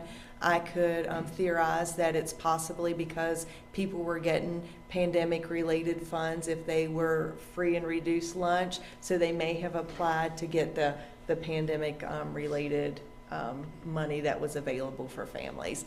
I don't know. They lost their job. Yes, I don't know. But, there was a significant increase there in 2021. And we're up slightly from last year. Our English learners, and all of this information is taken from the fall report. So I just want you to know that's a September 30 snapshot. Jennifer Stratton is going to be talking about some special ed numbers at our February meeting that, her number is going to come from December. So it may look a little different, but mine's from the September snapshot. Hers will be from a December snapshot. So increase and decrease in things. But our English learners are, at the September snapshot was 576. Students are English learners. Your student population also varies with what we actually have as population, correct? I mean, those numbers you had given what our enrollment was, so they're changing. 2020 was a higher enrollment than what we have now, right? So that would technically drop some of these numbers, right? Yes. Okay. Yes. Yeah. Our students, and we really, for student population, we take 2 snapshots, one September 30th, 3 snapshots. One's September 30th, one's March 30th, and then we have a summer snapshot as well. So those, that's where we gather all of our numbers. But taking it from the same place and taking it from the same place for previous years is good for comparison. So, so all of these numbers are from the September 30 snapshot of these particular years. So our special ed population is up about 56 students from last year, which is these sitter numbers right here. Our 504 is down slightly from last year, from 375 to 356, but for a total of 1,264 students. So, our special ed students, our students with disabilities, and our 504 students, there's a lot of compliance that we have to meet whenever we have any student under either one of those 2 federal programs. So, and then personnel. This is information that Linda Hodges shared earlier with you, but I just wanted to re-highlight that for you. In 2019-20, during a recession and during the pandemic, our teachers stayed put, because they weren't sure what was coming. And, we only had a 6% turnover that 1920 school year. And then 2021, we went back to about normal, which was about losing about 15% of our teachers to turnover. And then last year we were at 14%. If you look at the little sticky note at the top, it's, the national teacher turnover rate was about 16%. And, who is leaving Shenandoah County Public Schools? Well, we have our 1 to 3 year teachers are leaving, and then our more experienced teachers. So 48% of our experienced teachers who have 11 or more years of experience left us last year.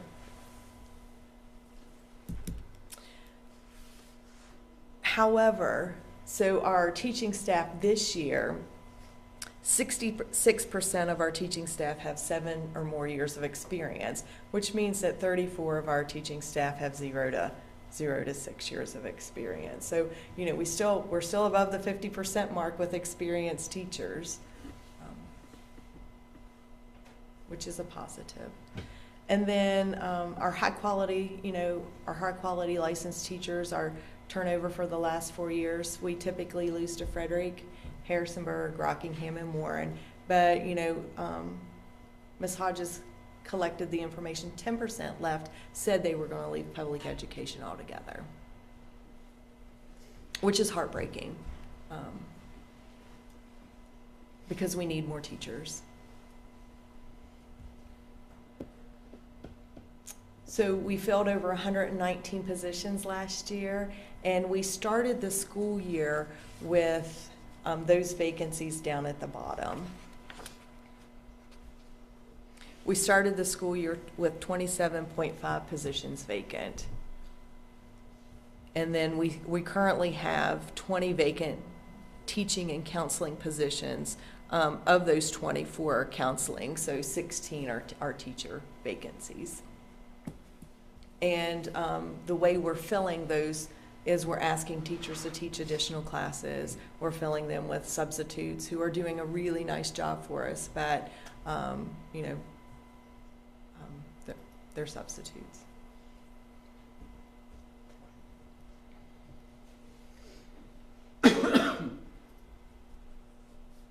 So I would like to pass by this slide without even talking about it. But you know, this is one of the factors. We do a really nice job with our health insurance with our employee only, you know, of $50, and this is comprehensive dental. So, you know, our employee only pays $50 a month for their health insurance, but after that we fall short. So you can see the numbers compared to Frederick and Rockingham. In Frederick County, I wasn't sure if this was comprehensive dental or whether it was basic dental. They didn't identify, so I just didn't put it up there. But it's like for like here. And I can tell you that our health insurance is slated to increase again for next year. Our experience rate is 14%. 14% more this year than what we're paying to Aetna. So we're paying, just assume, we're paying Aetna $100,000. Aetna's paying out $114,000. So they're paying out more than they're receiving from Shenandoah County Public Schools. And so that will be, you know, so we will see an increase for next year. So what do you reckon I mean, is it Anthem to Aetna? Is it because they're a larger school system, therefore the buy-in is better? Or we just ill individuals here in Shenandoah County? I mean, what's the deal? Why is, I mean, this employee and children, I mean, $1,200 to $163, I mean, that's huge. So we have some really high significant claims. So if I look, we have 10, and this is by no way saying people don't use your health insurance. We have health insurance for a reason. And if someone is sick or needs to go to the doctor or needs to get a wellness visit, please, absolutely. That's not what I'm saying. But we have 10 claims that are over $100,000. We have 20 claims that are from $50,000 to $100,000, and we have 31 claims that are from $25,000 to $50,000. And this snapshot was taken in October. So you know, so that's, you know, we have a lot of large health claims, and now we don't know. We're just assuming that Frederick and Rockingham don't have the health claims, or Right. But we don't know for certain if that's the case, or, I mean. Yes, we don't know. We don't know. But I can tell you their pool is larger because they have more staff. So, you know, Frederick County is about 2.5 times larger than we are, and Rockingham is probably about the same, 2 times. I mean, across the board, when it comes to teachers, every epidemic that we have with teachers, you know, overworked, discipline, everything else, isn't just Shenandoah County, it's across the board everywhere. So, you know, I'm just curious to know, I hate, you know, I can't say, well, I would love to know whether this is, you know, what they're doing differently. Do they have healthier, you know, teachers, or do they just have better insurance? You know, I don't know what the deal is. I would love to know that answer.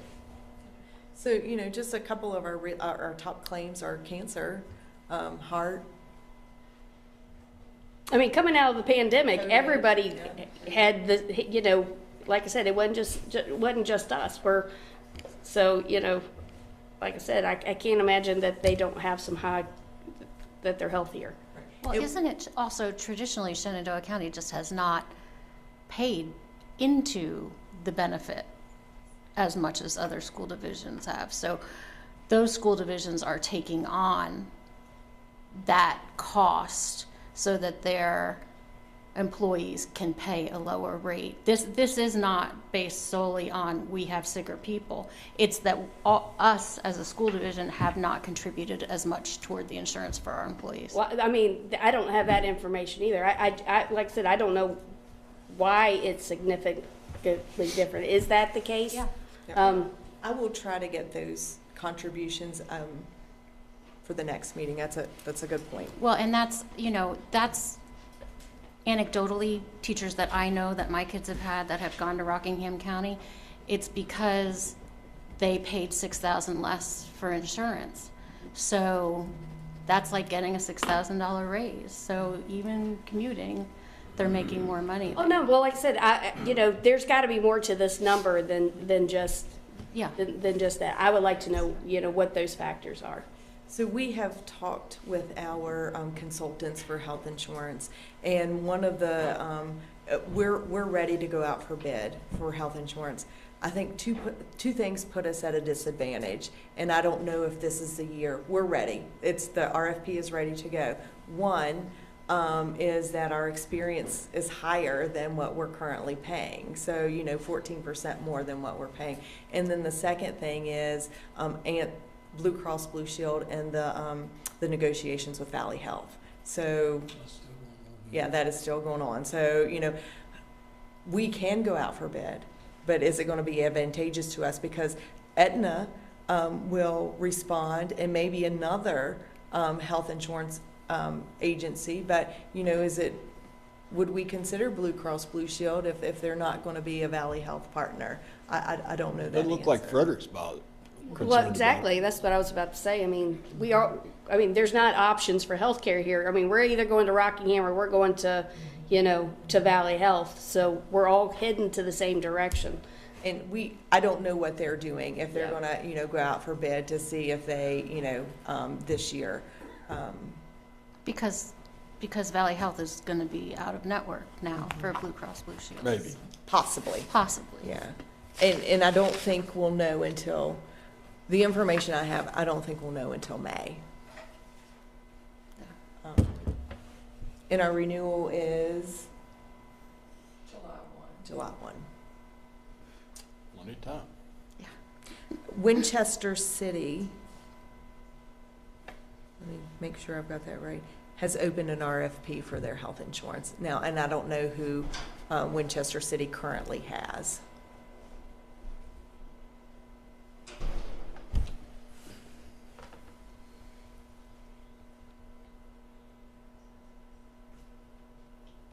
We're still in our other meeting, so please go ahead and sign in if you want to, and we'll go to the public hearing in just a few minutes.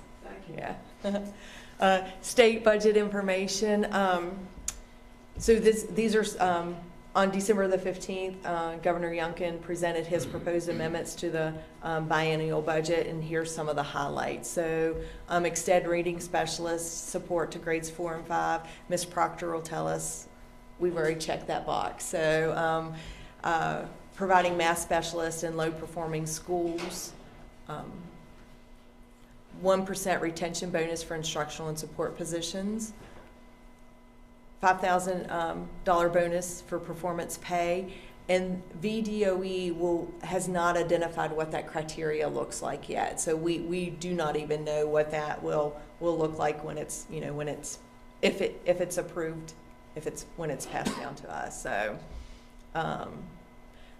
one of Governor Youngkin's initiatives is to make sure that our students, if they want, have access to dual enrollment. So increasing some availability of dual enrollment. Increasing college partnership for laboratory schools. So again, dual enrollment credentialing for teachers. Recruitment incentives for hard to fill positions and hard to staff schools. Provide targeted support for early childhood education. These aren't all the amendments, but they're, you know, some. And then expand school-based mental health.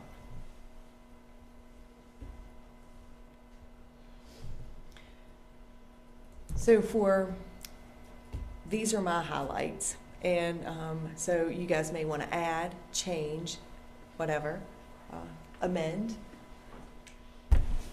So salaries. I know we looked at teachers last year, but we want to relook at teachers this year. And we still fall short of Rockingham County at the beginning teacher salary.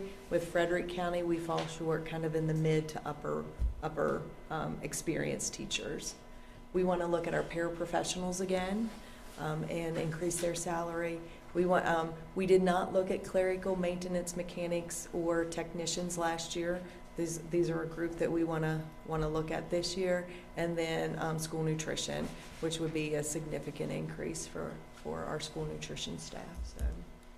So fuel budget, that's a have to, that's not a want to. Our fuel for our buses and our heating. Health insurance, I mentioned earlier, we're anticipating a 15% increase. And we'd also like to increase our contribution for dependent coverage to make it more comparable to Frederick and Rockingham, because that is real money. And then with the health insurance, you know, we can send out an RFP, but I don't know if it's going to benefit us at this time. We are, you know, we are talking to our consultants now to see where we would land. And then the 2 CTE programs that we would like to add, which are heating, ventilation, and air conditioning, and then OT, PT, aid, assistant.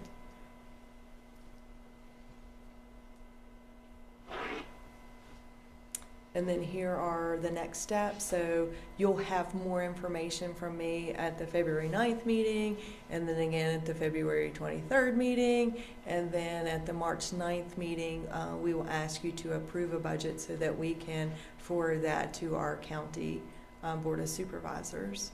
And then ultimately, we would like to have an adopted budget by April the 27th.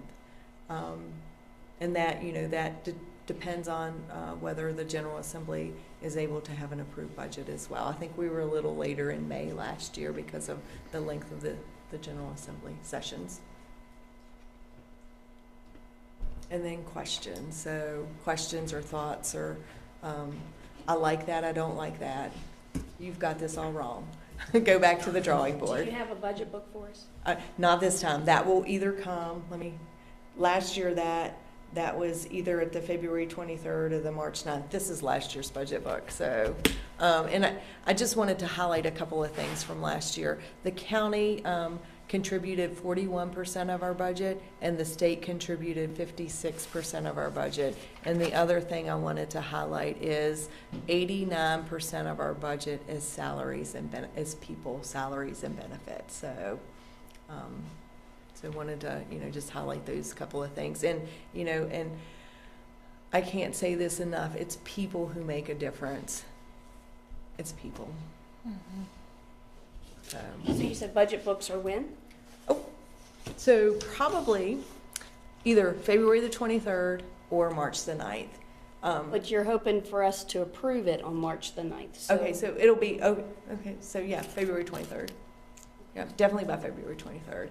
But this meeting here is to gather your information. If your hopes and dreams and wishes are different than mine, then, you know, now's the time to say, because this is what I'm going to work from, so. Yep, I would like to know about the Udalog, and the, I mean, that one stands out to me. I agree. Edulog? Or Edulog, yeah, that, however you said that, that's, that one too, yeah. I would like to know more information about that, like I said, what that's about, and what we're hoping to gain with that. I can give you a brief highlight. I don't know if Dr. Heingartner can, but that's the software that will allow parents to track where their students are on the bus and give them an alert when they're like 5 minutes away. Or it also gives substitute bus drivers the route in every stop, so that they don't inadvertently miss someone, or, you know, they know that Johnny's getting on at this stop, and then Bill and Susie are getting on at the next stop. So we don't have that currently? We're We not, do not have that currently.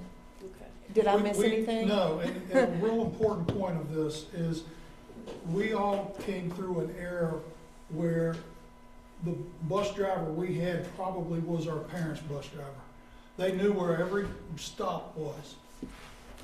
It's not the way it is today. The person getting on that bus may or may not know exactly where to go, and they figure it out. This would be a system that basically is a GPS in the bus, and this is the route you follow, because of the turnover of bus drivers and the hard-to-get pieces. Right. How many, do we have data that supports how many times we're missing stops and things of that nature? I don't have a number. I can find out, you know, I can certainly talk to Lucas. It's not every day, but it's a challenge. Well, I don't doubt that. Like I said, for me, it's how much money? 269. That's the original. That's the original cost. The reoccurring cost is something different. Right. So that would be a question. You know, that's a lot of money. And you know, bus drivers. Quite frankly, I'd rather take 200 and some, and find somebody as a bouncer to sit on the back of it with them, and so, you know, they got some discipline back there, and somebody keeping track of what's going on, because it's so hard to drive a bus, figure out where you're going, and watch somebody in the far back. But you know, the reoccurring cost like that is a big deal. I mean, if what we say initially, again, wants and needs. I mean, is it something that we have so many other places that we need things, so that's something I'd like to know about. Well, this is, and just because I've looked into it myself, it's not just for the bus drivers, it's for the parents too, because there's not enough staff at the bus garage. If a parent is calling and saying, "Where's my kid? His bus is 5 minutes late," they can look at it themselves. So it's saving hiring a staff person, an additional staff person, but just, I mean, they get an amazing number of calls in that transportation. Well, like I said, I would like to know what that number is. Yeah. I mean, I don't have any idea. And I can tell you, the very first day of school every year, we are very anxious until we get the call in the late in the evening that all kids have been delivered home safely, because there's always a kid that, you know, has got on the wrong bus. Right. And this will be able to track it and say, oh, this kid went on bus 33, it should have been bus 32, didn't know his 3s from his 2s, and, So are they scanning something in when they get on the school bus? No, this system would potentially allow for that type of thing to happen. That's what I mean, that's Yes. what we're gonna Much- start Much scanning. better accountability system for Yeah. who's on the bus. Scanning who's kids not. when they get on the school bus. So they're gonna have their ID and know what that is. That's right. There's some learning pieces that go along with it, but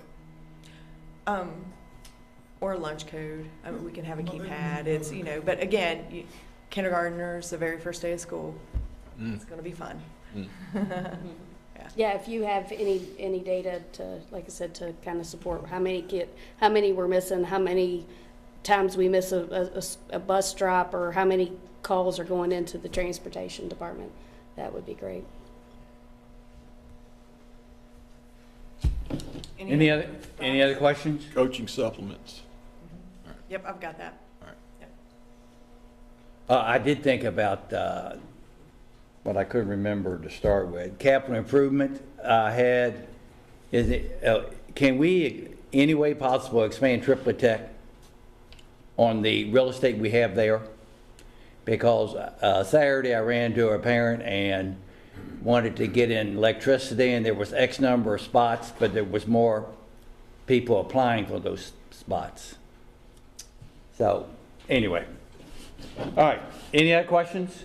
All right, I'll adjourn this meeting at 7:13 p.m. And that will lead us into part 2 of the Shenandoah County Board pre-budget public hearing. And I will call this part of the meeting to order.